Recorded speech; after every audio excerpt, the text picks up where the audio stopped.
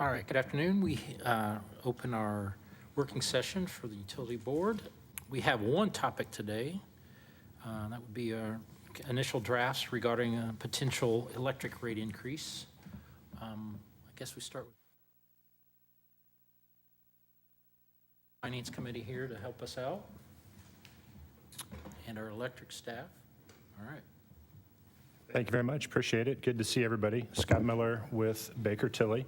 I want to thank you all for your patience as we've worked through this process. Obviously, it's been going on for a while. There is a ton of data that goes into this type of study, especially for an electric utility, even more than water or wastewater. So it's taken a while to get through. At the outset, since I've seen some comments already, I'll throw this out there, and I think we'll probably repeat this multiple times as we go through this process, that the electric utility doesn't serve the LEAP district. This is citizens within what we've called the civil district for Lebanon utilities. Don't really have that for electric since there isn't another district, but this has nothing to do with what's going on in LEAP or data center usage or anything like that. This is strictly looking at the operations of the utility here for the city. It's been a while, 2013, I believe? January 2013, since the last base rate change. And again, let me add some clarification there. We're talking, this is an analysis of the base rates that the utility charges its customers. On a quarterly basis, since then, and for as long as probably any of us can remember, the utility has adjusted rates either up or down on the electric utility based on the cost of purchased power that the utility buys from the Indiana Municipal Power Agency. So as IMPA sells power to the utility, the cost of that power is trued up on a quarterly basis. And so there are some changes in what the cost is to the customer, but is strictly related to that power cost, and that is strictly a pass-through.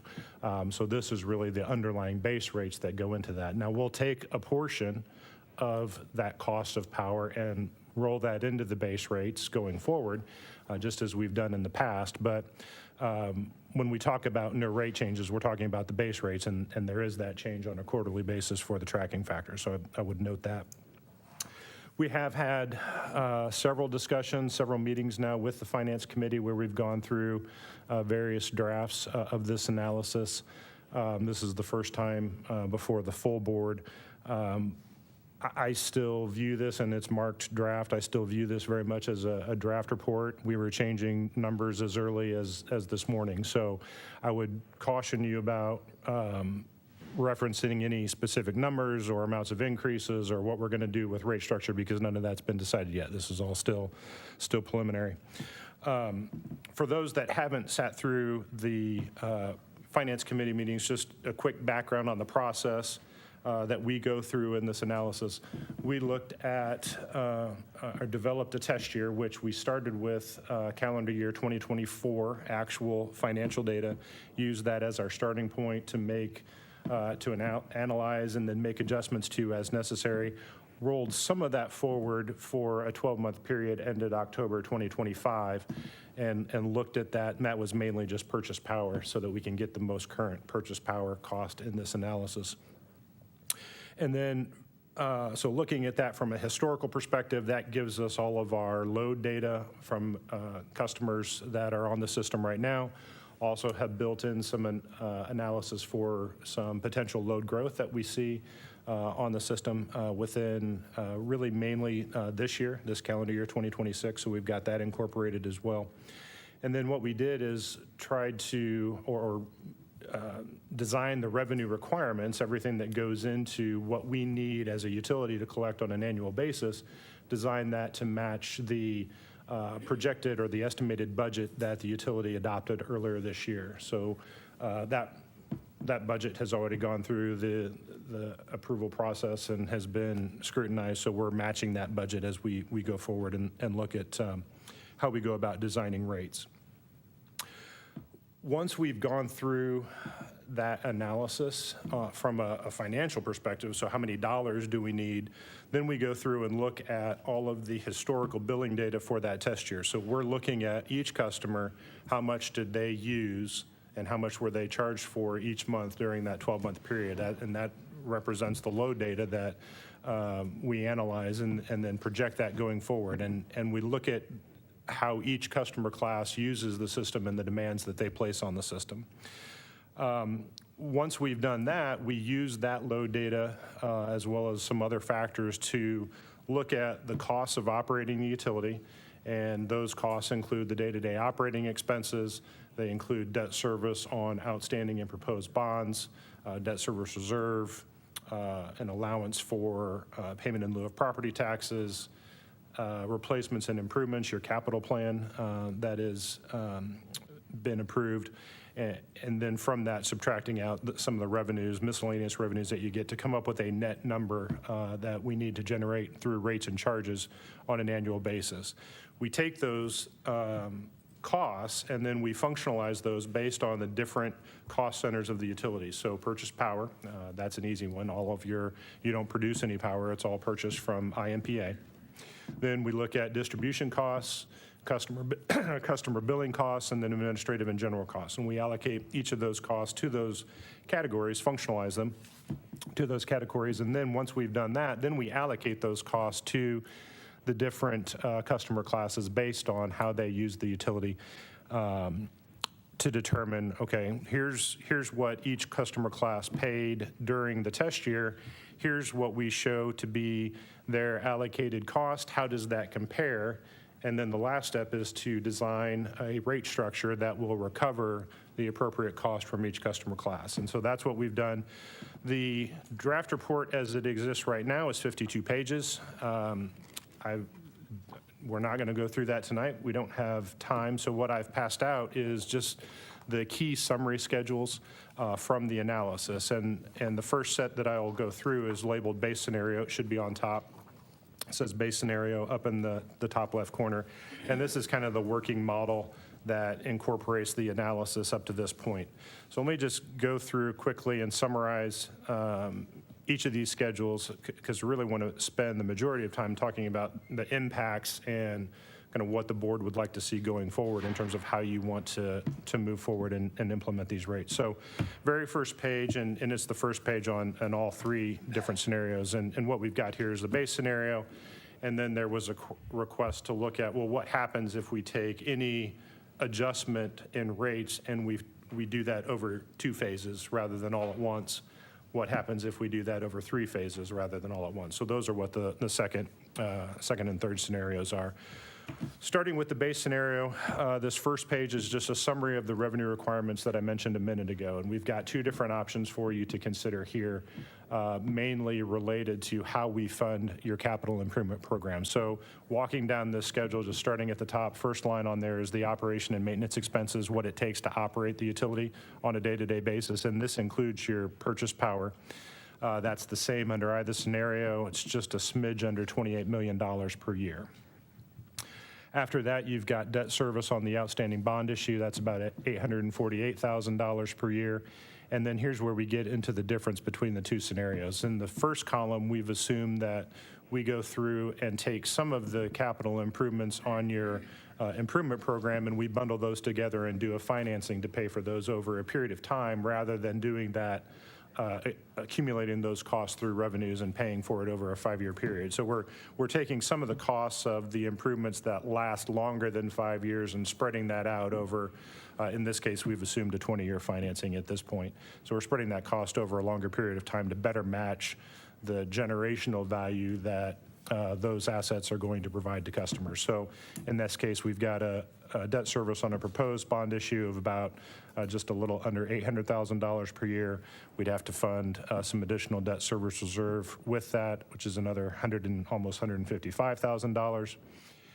Next line down, then payment in lieu of tax. The city has requested that the utility pay a payment in lieu of tax, which in effect reimburses the city for the cost that it gives up, cost in property tax revenue that it gives up by the utility being municipally owned.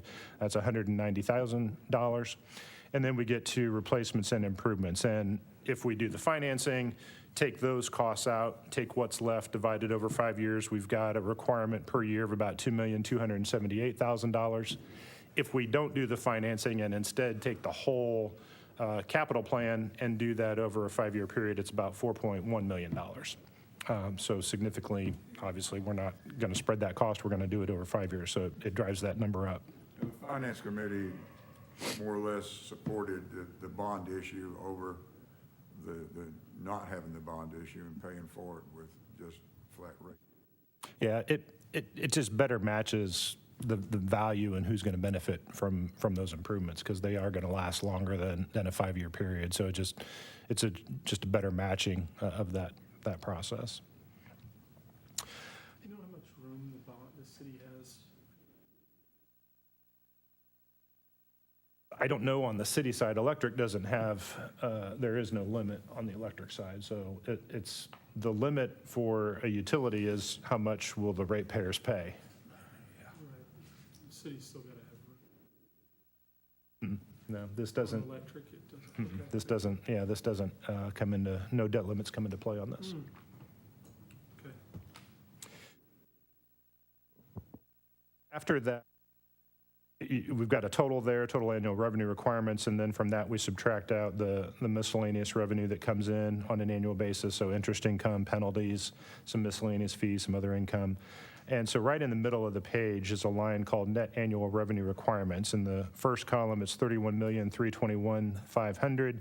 And then in the second column, it's $32,215,200. That's the amount of revenue that the rates and charges need to generate on an annual basis. So that's what we're designing the rate structure to recover. So that's with bond and without bond? With bond and without bond, Okay. yep. During our test year, you obviously collected revenues.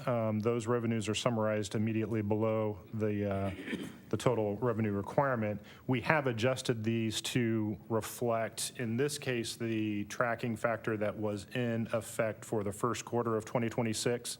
Like I said at the very outset, we take some of the purchase power cost, we'll fold that into the base rates at a moment in time, reset that tracking factor to 0, and then continue forward with that tracking factor up and down as costs change. So these revenues include that first quarter tracking factor revenue. That was about, once we make those adjustments, that's about $28,250,000 collected. So that leaves us $3,071,000 short in the first column and about $3,965,000 short in the second column. And so those are the two numbers that we would need to generate in terms of additional revenue over and above what the rates are currently generating.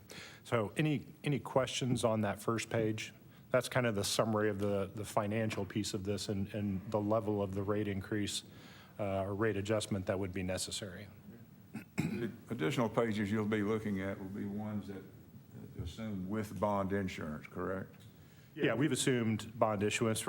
Again, to show you everything, we'd have to do 52 pages twice. So, Yeah, but the Finance Committee thought that it made better sense cost-wise to the customers to do it that way. So the other board members might have a different opinion about that, but that's where we were. So the rest of these pages will talk about with a bond issuance. That's correct. Good point. If you flip to the next page, and if you'll notice, I left the page numbers the same so that you can reference back to the full document. What we just covered was page 20. We're now jumping to page 50.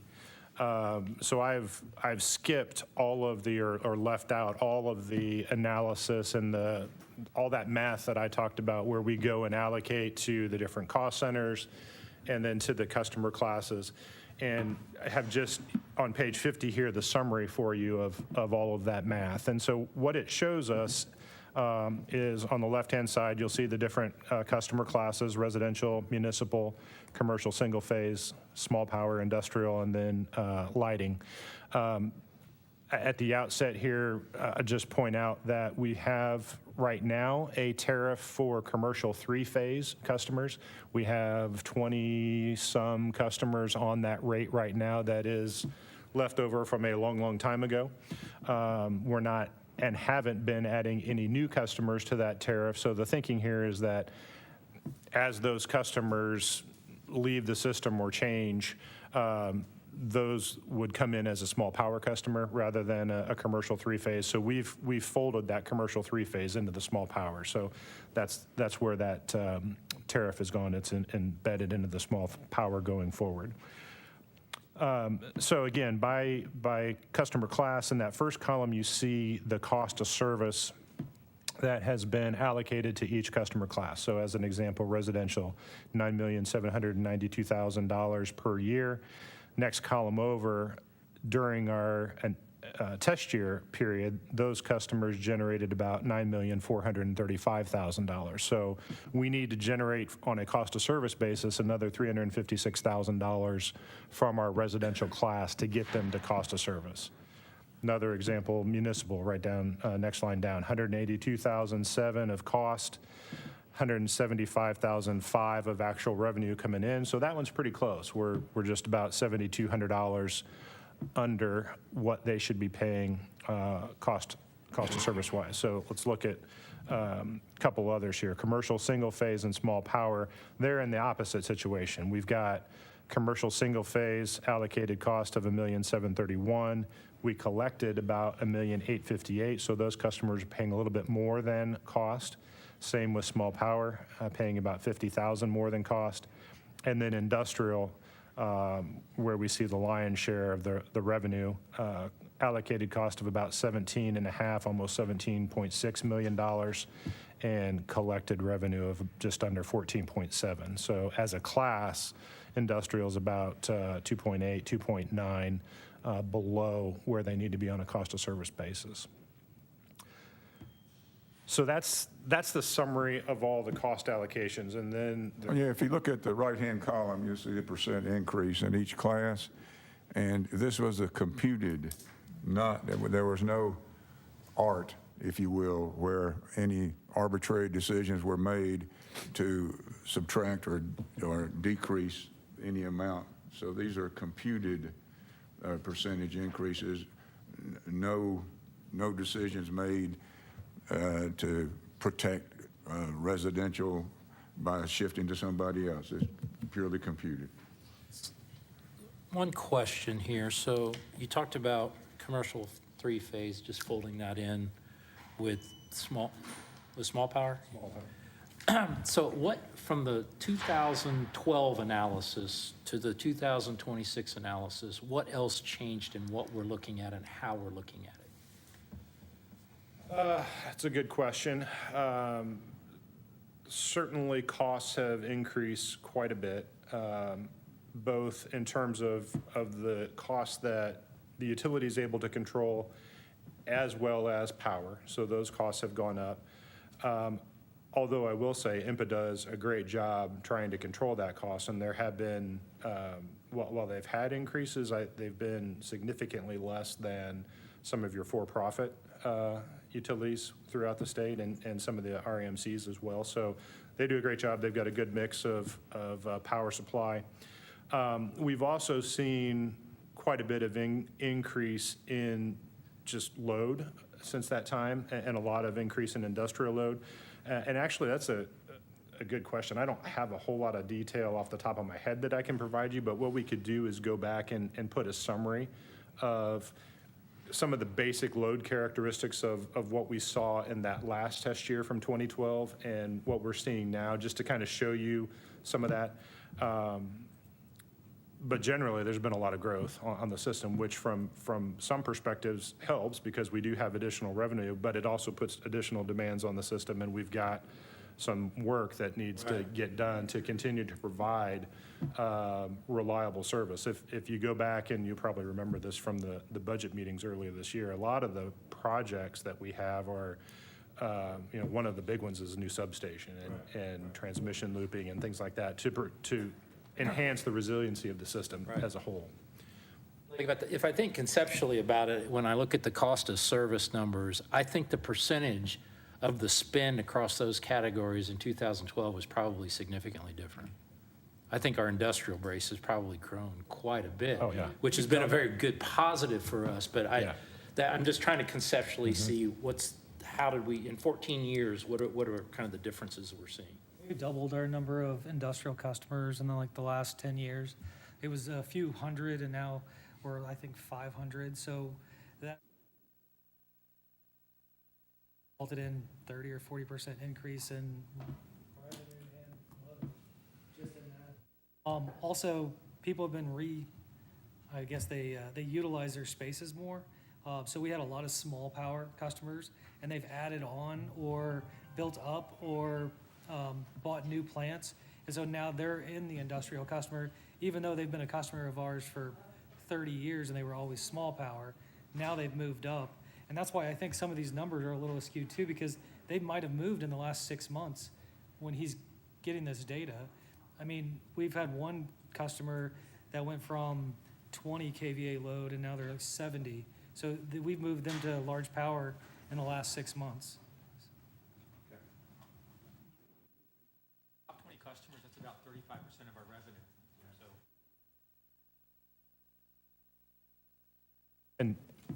And while that is great, it does drive cost, obviously. It brings a whole lot more cost, and they're a significant driver of that cost. Another thing to take into consideration here, the consumer price index for all urban consumers has increased 44% since our last rate increase. And for some reason, we're reluctant to express and state percent increases during this work session for some reason. I don't know why. But the overall rate increase that we're asking for is 10.87%.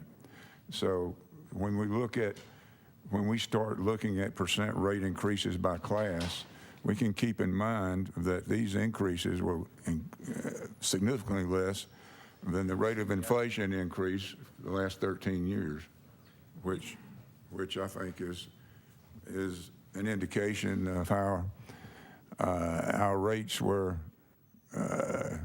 well established 13 years ago and how well our staff has managed our operation since then. You must look at the same data I did, because I got 43 to 44% also.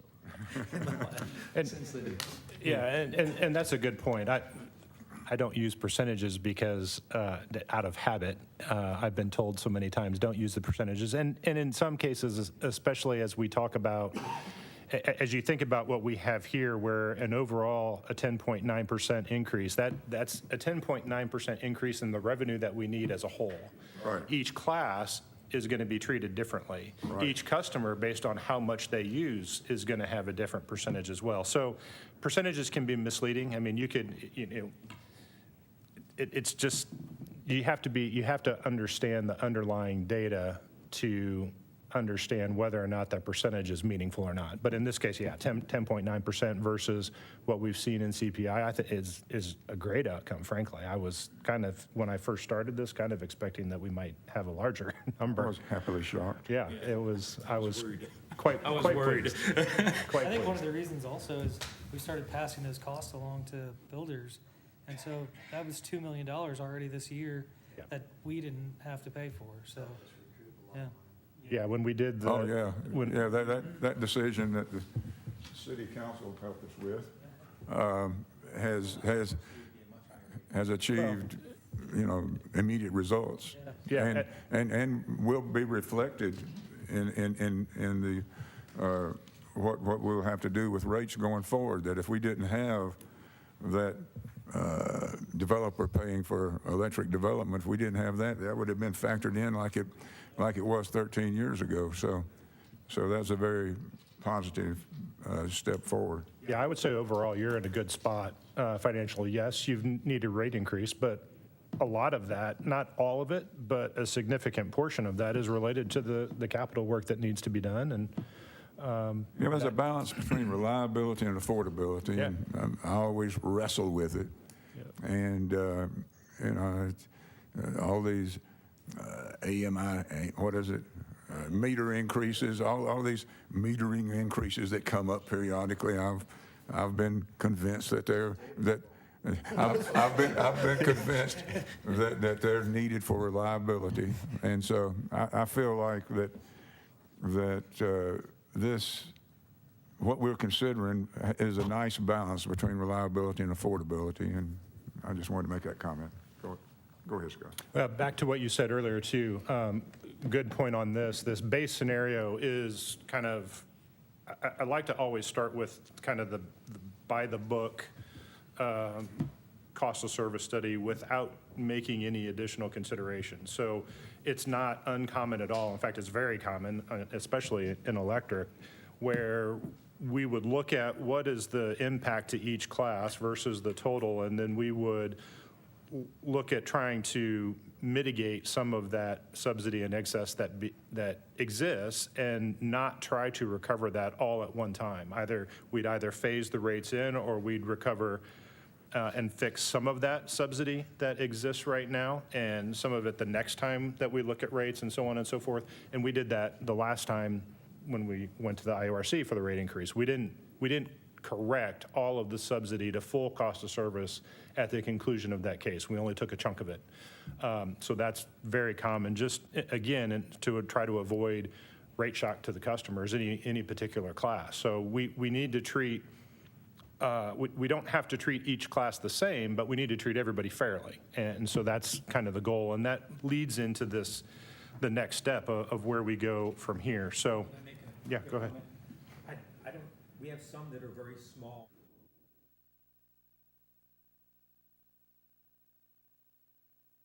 Well, one, how often do you see that in an analysis to where somebody's actually got a decrease coming in? every Then what's a time. typical behavior? Every time.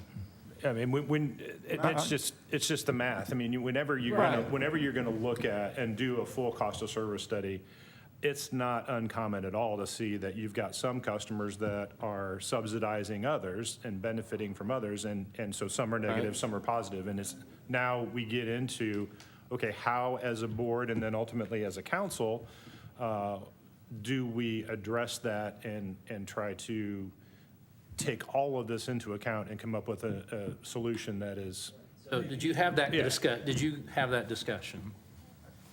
I disagree with Ed, but I think if the computation indicates a very modest rate decrease for two classes, that we are stronger when we present to the public if we say this is the computations. Now, industrial has a significant rate increase, and I discussed this with the mayor about a little over a week ago, and pointed out this particular number for industrial, and he made the comment, can we transfer more to industrial?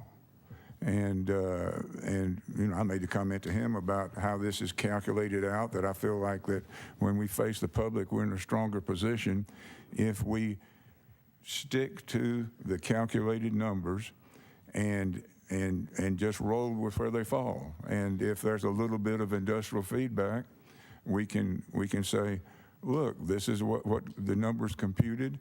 You'll be paying your fair share going forward. And the mayor was of the opinion that while some CFOs and some of our companies might notice the increase, that when people come to him to decide whether to invest in our community, that the cost of electricity rarely comes up. So I just wanted to share that information, and you know, I'm sort of speaking for him. He could speak for himself, but we did have that discussion, and this is a fair relation to that discussion. Okay. So a couple things based on Aaron's comments that I have is, one is when customers come to the city of Lebanon, we can also present charts that say our electric rates are very low to start. Relative to many others, we can make that, not to everyone, but to many others, we can make that argument. So kind of in that same boat. And the other piece of this, though, is when we get into the very large folks, I have a general thought that our industrial customers have really kind of helped us over time. And two of our very large users are the public school system and the hospital. And I want to be sensitive to how we approach those folks also. It's Is the hospital considered industrial? Okay. Just go because ahead. the industrial, I'm assuming, is just how much they use, right? It's just usage, and they're number 3, 4, 5 billing wise for us. So, that's the one reason that I have represented in the past and like to think about measured rate increases over a period of time versus one significant slug. And those two customers I specifically think about in this instance. We can continue the debate, but it's also a debate I'd like to have with city council about how they feel about bringing rates on versus, I agree, residential hit me with my 3.78%. I think that's completely fair after 12 or 13 years. But for the industrial, maybe even the security and the streetlights for the city, is there something that we can phase in over time, or at least have the option to phase in over time? I asked the mayor if he was going to push back on those, and he at that time promised that he wouldn't. I don't know. Well, about city council. well, no, what I'll say is I have discussions with city council members, and they have different viewpoints like we have, and I've heard both. Let's go ahead, it's a one-time increase, it's like 2013, let's do this, it's gonna be painful for a little while. And there are other ones that say, no, let's build this in over time. And our behavior and city council's behavior is 2013, we hit an electric rate. The last water rate we had, we phased in over 5 years. So I think that's why I think we should present options instead of answers to the city council. Just to let them think it through, because you guys have done all the hard work with the finance, or we're continuing to do the hard work, but we can come up and say, understand, I think bond, no bond is probably a discussion point, and one shot or a phase-in of the rates for, again, specific. When we go to the mayor and city council, I think we should go with bond. I don't think we should recommend them make a decision there, that I think we should recommend with bond. So the large power rate is set up to where the KVA charge is their biggest charge on there. Rate increase will definitely affect them. However, there is stuff that they can do internally to mitigate that. They can install capacitors, they can become more energy efficient. And I'm not saying one way or the other, that's your guys' call. But I've had several talks over the last few years with people, and they're like, how can I get my bills cheaper? And we go in, we talk to them, and it's always the KVA charge, and they can do so much to fix that. Timing, the starting machines differently, capacitor banks. To add on to that is, if you were to phase in industrial power, the KVA charge is not something.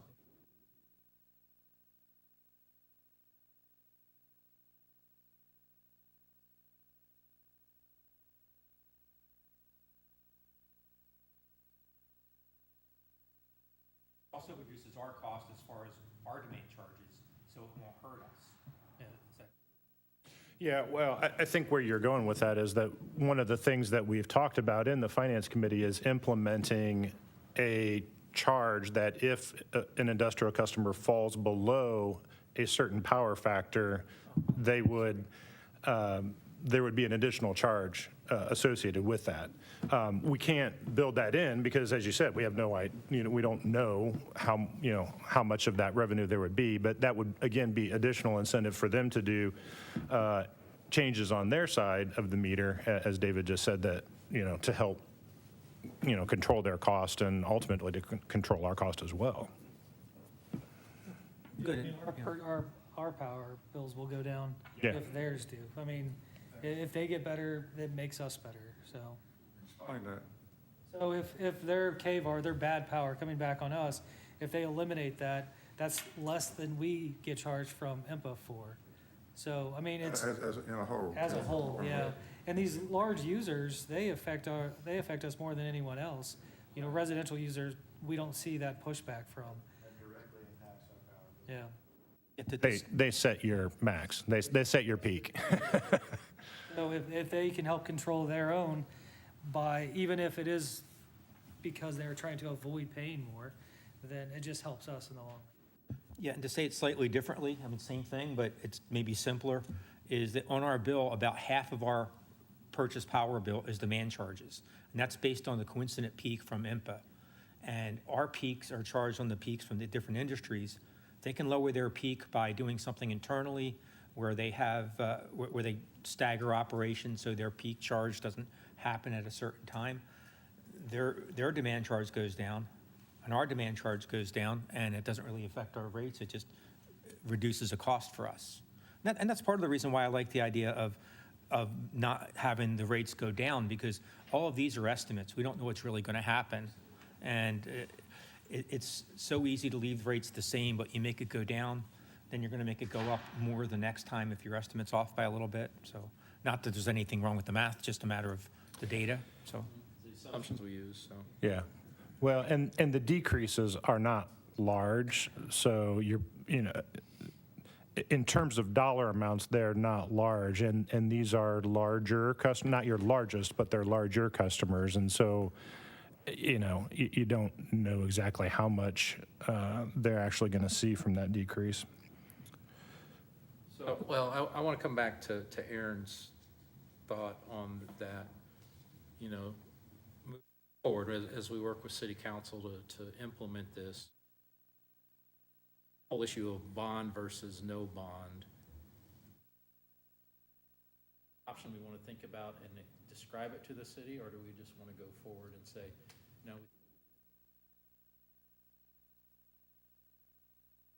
We could present this page and say that the utility board recommends with bond. I mean, that's sort of what would happen anyway, isn't Yeah. it? Bill, you've been When- through when- this before, I think. You got any thoughts? I Bond would versus say bond? that it looks like on paper, go with bond, but without bond, still has some advantages. So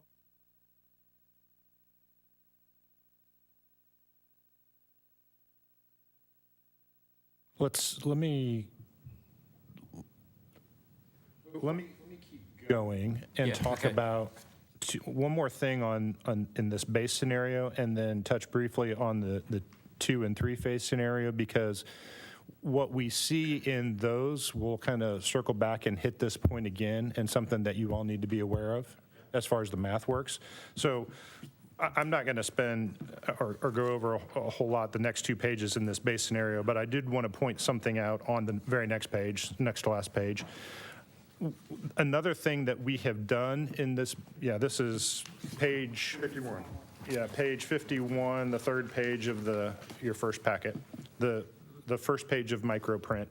And you don't really need to look at it. I'm just going to tell you what's there, and Finance Committee knows this already. But one of the things that that came out of the Finance Committee was the thought that this is a scarce resource in terms of producing that power and the cost associated with it. So this base scenario eliminates the declining block rate structure that you have right now for some of your customer classes, and sets for for each class, the kilowatt hour charge for the class will be the same regardless of how much you use. So as an example, the residential class at the very top, instead of declining from 11.3 cents down to 10.7 cents down to 9.9 cents, everything going forward would be 11.2. So there isn't a reduction in your rate the more that you use. So that is baked into this base scenario, and then each class will have a different kilowatt hour rate, but all usage in that class will be billed at the same rate. Does that make sense? In other words, users don't get rewarded for using more precious energy with a lower rate. And we thought that was, when you consider looking forward with all the demands on the electric infrastructure and electric need coming forth, that it was not good public policy to reward big users with lower rates. that those days should be gone. And in a way, we'll be one of the first utilities stepping forward with that good public policy. Isn't that correct? Yeah, we're seeing it more and more, but it's not taken hold a whole, I mean, Indiana. in Indiana, it's not taken hold a lot because generally in Indiana, we have cheap power. In other places, it has. And frankly, we're seeing the same thing on the water too. And a little more in Indiana on the water, more than electric, that those declining blocks are at a minimum getting scrunched down and flattened so there aren't as many and going the other way. If you go west of the Mississippi, you'll find utilities that have inclining blocks. So the more you use, the more you pay on a per unit basis. I think this is the right direction, proactive and not just saying, well, things like that haven't affected us yet, but we're saying it could happen, so we are at least being proactive with our rates. If you believe the talking heads in the industry, our region, MISO, the MISO region, maybe not quite as much as PJM to the east, but there's going to need to be a lot of additional generation constructed over the next however many years, and that's going to cost a lot. So to the extent that we can get people thinking about it and using less, that ultimately will mean fewer dollars have to be spent. I think this is a really good move on our part, because, again, thinking back to 2012, I think the city was trying to incent businesses, so having that structure, I think, may or may not have been incentive. We don't need to incent anyone anymore. So I think taking it and saying the rate is the rate for whatever class it is really good. One last thing real quick on rate structure on this page. We did also add in a demand charge for the small power class that didn't exist previously. So they're now, in addition to the customer charge, that's just same charge per bill, there would also be a demand charge of right around $17 per kVA each month. Small power, yeah. So that's at 5911 there, in the next to last column? No, that's the customer charge. One line Next one down. down from that, One down from there, Aaron. Show me. It's highlighted. 1701. I'm sorry, I okay. probably just not remember. Oh, I The see power it. factor, is that in there somewhere? Okay. The power factor penalty we talked about? Well, Bolded. we'll include it in the ordinance, yes. It's not in here because we don't know how much that would be, but we will include that in the ordinance. So is that factored in to what we were just kind of discussing in these negative percentages? Because that's small power, so is that demand charge on page 50? It is, yes, Okay. yes. And does this demand charge make sense to you, David Bailey? Yeah, it definitely does. It's something that I've asked for a lot because we don't have a penalty, if you will, for someone that uses 49 kVA, yet we have to build our transformers and lines to hold that amount. So I just think that every business should pay their portion of that electric infrastructure. And this is in line with that? Okay, thank you. Yeah, and we'll add, in the ordinance, we'll add the cost if you fall below the power factor threshold.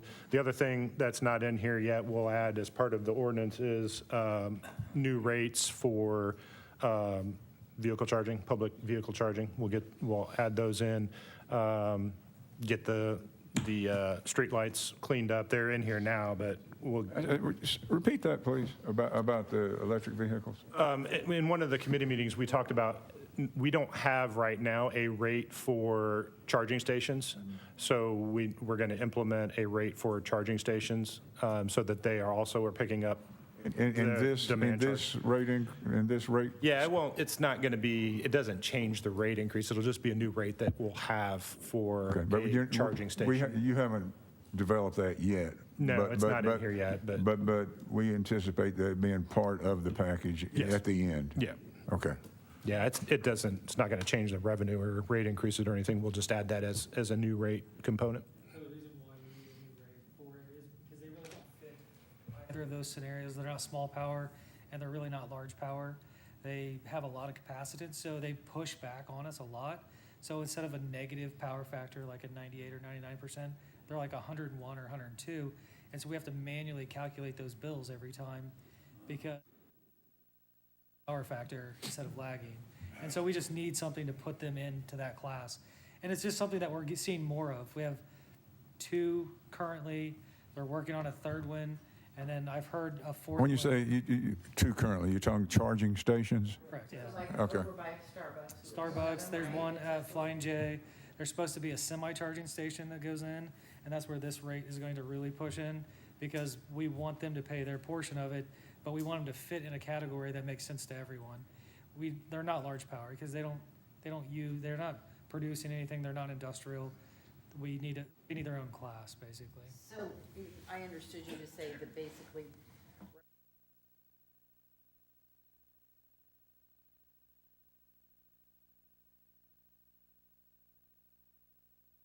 back into it, but manually compute those. Yeah, bills. so we put them in large power, and then we're manually calculating their power factor and their KVA charges every month. Yeah, this will streamline that process. Okay, so we've got 14 minutes. Let me flip to the 2-phase scenario, the next package. And then the last one is just 1 page, so it's the next one's got 5 pages total. What I've done here is, starting with the base scenario, I took the bond issue option, so that, again, I'm kind of cutting down on multiple things to look at here. So this assumes a bond issue, and what I've done is take the total increase from a dollar percentage perspective, and I've just split it in 2, as close as I could get.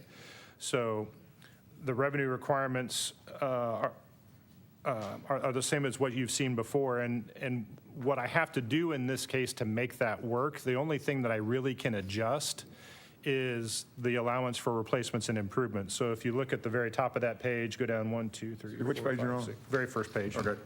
Go down to, it's the 1, 2, 3, 4, 5, 6, 7th line down, replacements and improvements. In the right-hand column, phase 2, we've got the full $2,278,000 that we talked about before. To get to a half, to split the rate increase in half, I can only include $729,000 per year for replacements and improvements instead of the full 2.2. So see the difference there, and then jump down to the bottom, 1, 2, 3, 4 lines up from the bottom, you see now we're at a 5.4% increase that would go into effect for phase 1, and then a 5.2 increase. Years is phase 1.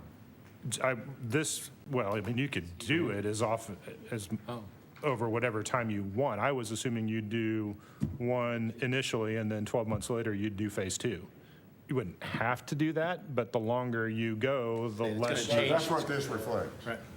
Yeah, this assumes you take the full 10.9%, split it in half. Whether you implement phase 1 immediately, which I assume you would do, and then implement phase 2 A year 12 later. months later or 24 months later, that's up to you, but the longer you go, the But less the numbers would accurate. change if you Yeah, if we said every If you 2 didn't- years, yeah. The longer you go, the numbers are gonna change. It's gonna increase. If you go 12 months, Yeah. 14 months, or Yeah. whatever. Right. That's- yeah. Right. So everything else from this point then forward is the same. We kind of run through that math, run through the cost of service analysis.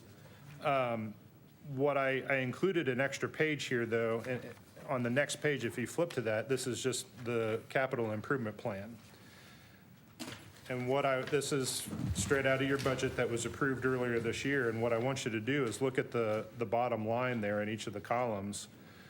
There's only 1 year that's under $1 million, and none of them are $729,000. So if you go with this phased-in approach on the rates, you are going to significantly delay what you're able to do from a capital perspective. And so you need to know that going in, that if you want to phase rates, that's going to be a huge impact, because you are not going to be able to do, You're gonna have less money to do what you want to do. you can do a third. So that's the thing too, back It to, will affect the bond issue amount?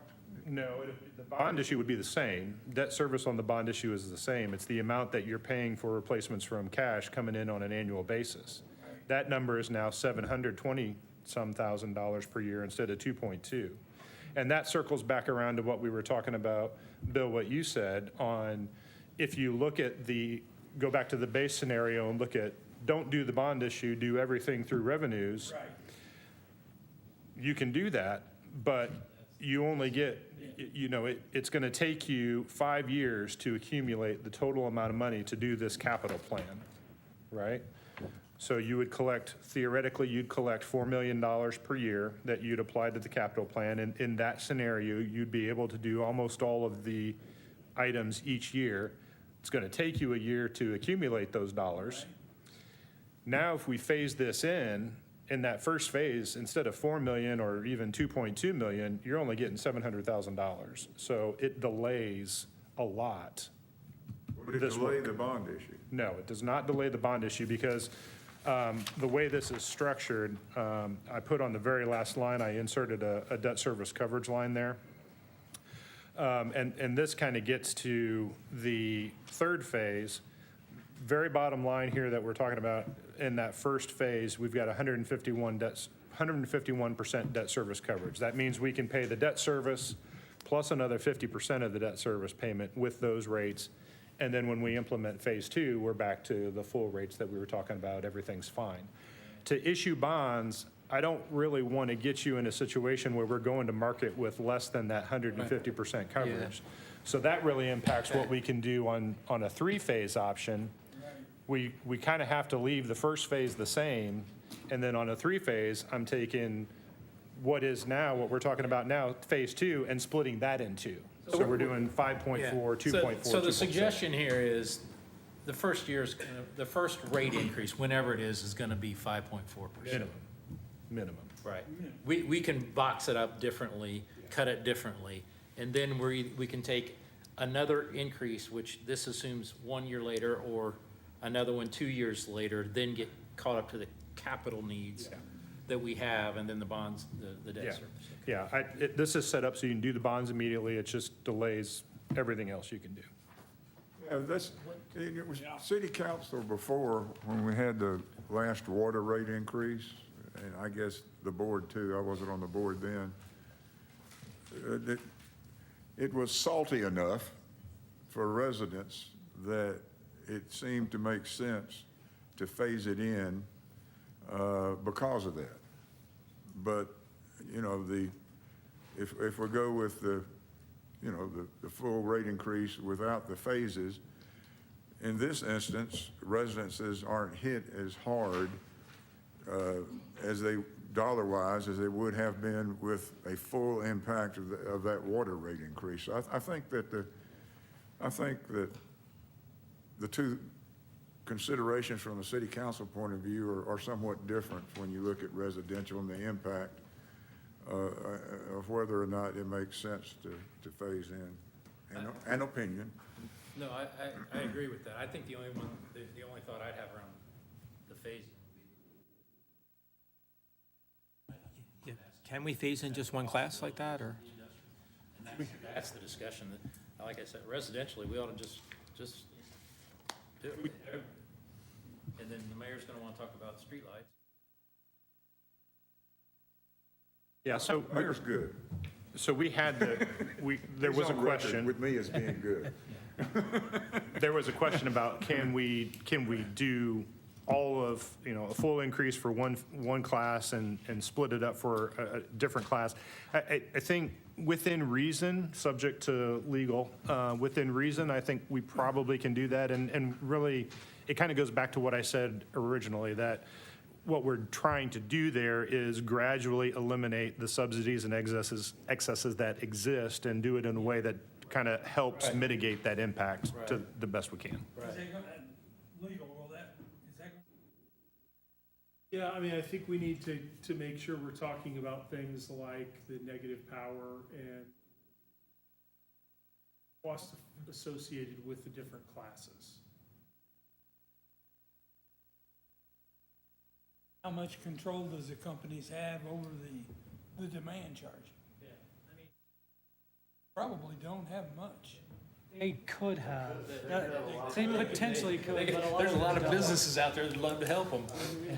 So one of the reasons why a lot of, there's not a lot of incentives for them to do it right now because of our rates have been so cheap, and we haven't had a, Better for them just to leave it alone. I mean, the last one that put capacitors in, it was somewhere around $15,000. So if they're not seeing that savings in the first year or two, they don't want to spend the money. They're gonna calculate some ROI, because there are a lot of Yeah. businesses out there that'll walk into you and say, here's what I can do for you electrically, it's gonna cost you $250,000, and if they don't see that ROI, and whatever their definition of it is, they're not gonna do it. And so, one of the reasons is because of, we haven't had a rate increase since 2012. And so we're still operating on that same, hey, the more you use, the cheaper it is for you, so. Yeah, and I guess I should say there's an intangible that we can't capture in the cost of service study. The fact that we have this industry that is, most of our power pays for our infrastructure. And if someone were to leave, like when GM left Anderson, it could, lose jobs. It could end up making power a lot more expensive for everyone else. So there's the balance between what you can do with the numbers, with tangibly, and what's intangible. So. Okay, we've got 5 minutes. That's all I have. Okay. Tim, are you emotionally invested in breaking up the rate increase for what you perceive as schools and the hospital? I'm not emotionally invested. I'm invested that city council is our partner, and it's essentially their decision to make, and we should present them the options because that's what they've seen in the past. That's kind of where I'm at with that, and then to me, it's just the industrial power we're really talking about. Everything. This is fantastic for us. Can But- we, oh, I'm Go sorry. ahead. No, go ahead. Can we do numbers that show, like in these different scenarios that just break?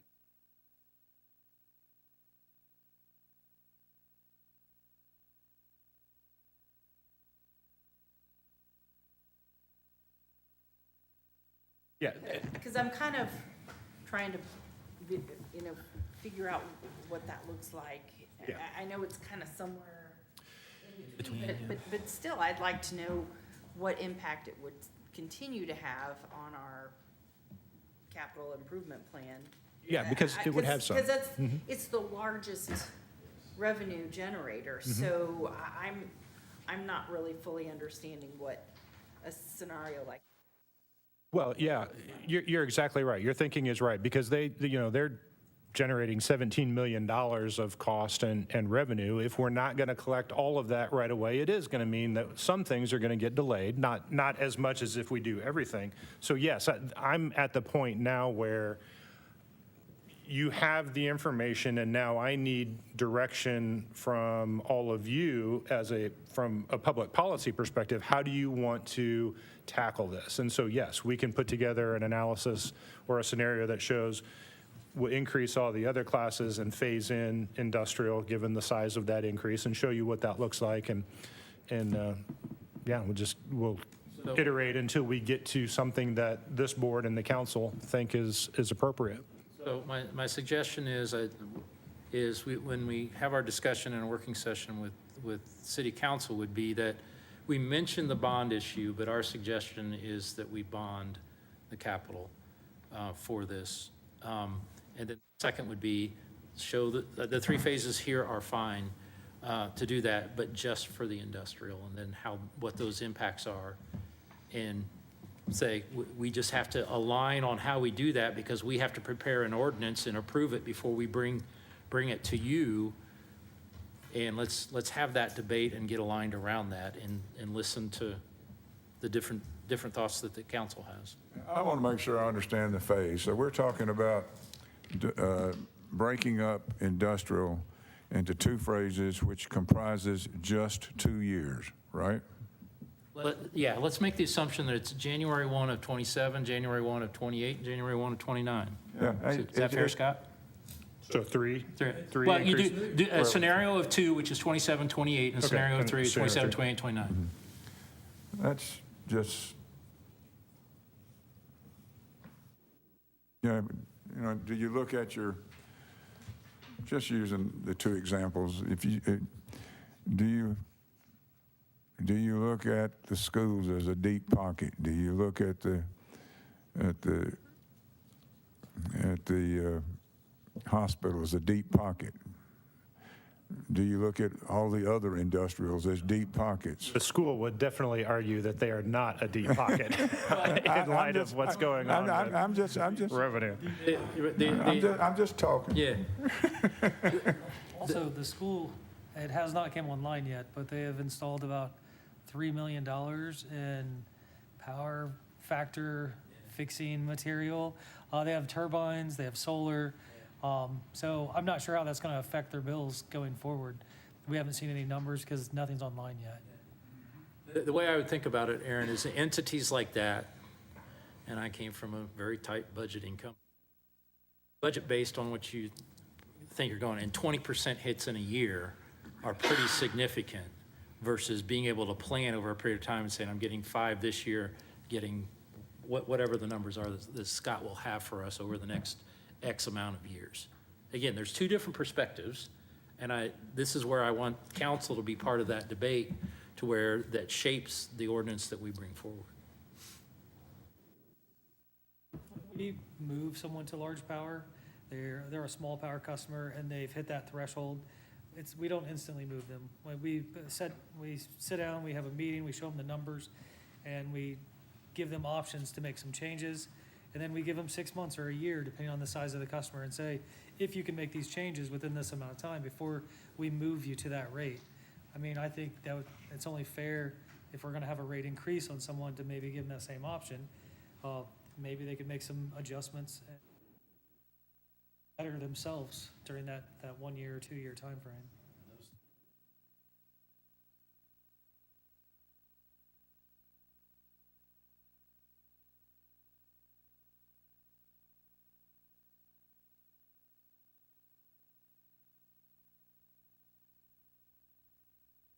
So, Ann, Bill, Aaron, are you comfortable with those parameters to talk with city council?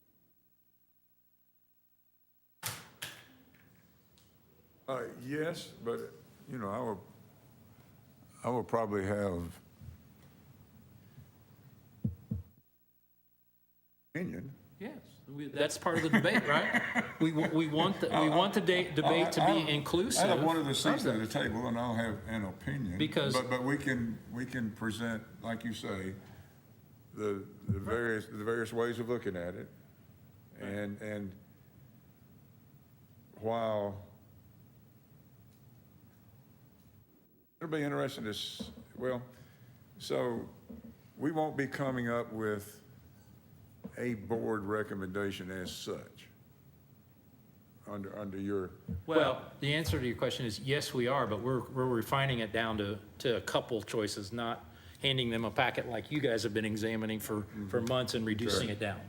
Yeah. So it's not wide open. We're And constraining it we'll be more. having a discussion, so, you know, I'm sort of invested in the base, and I'll express that, but there'll be all kinds of conversations around the table, not just mine. Okay, I'm Yeah. good. No, I'm good. because I believe that there are council members who are invested in that, and I believe that there are council members who are invested in phases, and we need to really force that discussion so that we can align around, this is what's going to happen. This is impactful to the city. Okay? All right, we need to close. Do I hear a motion so we can get inside? So moved. Sorry. Let's go Yes. have a meeting. Let's go have a meeting. Thanks, Scott, appreciate it. Here, you Thank you.